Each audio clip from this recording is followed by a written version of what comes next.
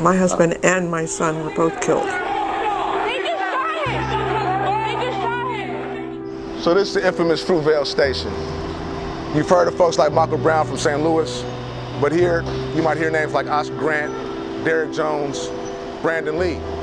The difference between myself, Brandon Lee, and Oscar Grant and others is that they died and they paid the ultimate price, losing their life to police brutality and senseless violence.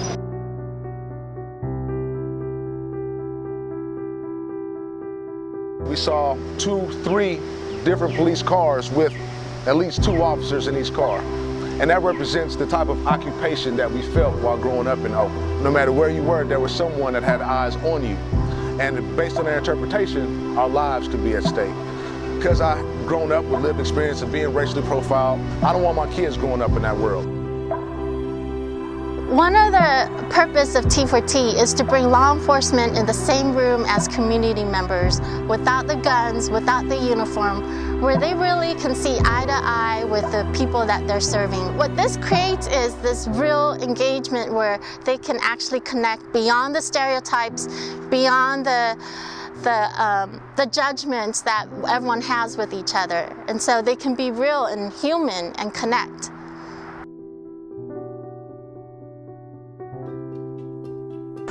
I think it's important that we practicalize or use practices and not the romanticizing of our past. And T4T has found a way to take the essence of what we consider community patrolling and community organizing and brought it to the boardroom. So we say the block to the boardroom, so to speak. And it's important that that connection and that synergy be made, because there is no conversation without the grassroots dialogue.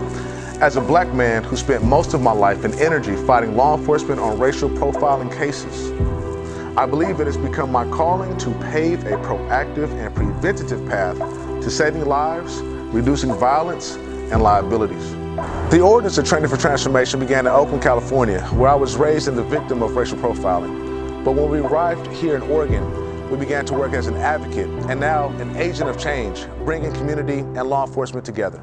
So if I were to describe T4T in a couple of words, I would say dedicated, committed, deeply driven, wise. Him and Hoon lead with their heart, and they're committed to this work. Because I was so angry from this one incident that, every time I saw a police officer, I was upset or scared or feared them. So what was unique about the Train for Transformation program is you invite the community in with you along with the police officers. And I thought that was different. It brought a more humane aspect to the police. These people they're human as well. They make mistakes. Not all police are bad. Yeah, treat the police courteously and with respect, not just for them, but for yourself. I've seen police misinterpret perhaps something that was happening on a traffic stop and someone gets hurt seriously.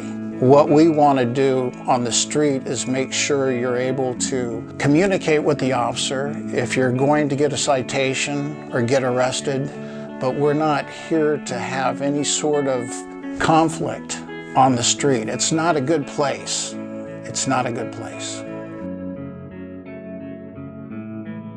My family was drastically impacted by the Oakland Police Department in 1993. My husband and my son were both killed, and a police officer was killed. As I said at the time, and I still believe, that if my husband wasn't black and if my son wasn't mixed, I think the police would have handled the situation quite differently. So there was another example of a young man, African-American male, who was riding his bike through a college campus. An officer pulled a gun on him, thinking that he was a suspect, but he was wrong. Because of our community affiliations, we were able to bring the police chief together with this young man in the same room. With the law enforcement side, we were able to help them avoid a lawsuit.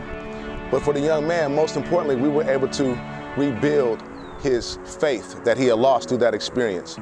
And what I found watching the chief look him in the eye and apologize for what happened to him, but most importantly, he asked, "Will you forgive me?" And so it's in that moment that I realized this is what I was called to do. And this is an example of training for transformation, taking traumatic experiences and turning them into healing opportunities. T4T is a step up to bridge the community and the police. You know, the Train for Transformation project brought new ideas on how they, community policing. The work of T4T and police accountability efforts is absolutely vital. For all those we've lost, we remember you. For everyone else, let's come together to build a better and safer community for our future.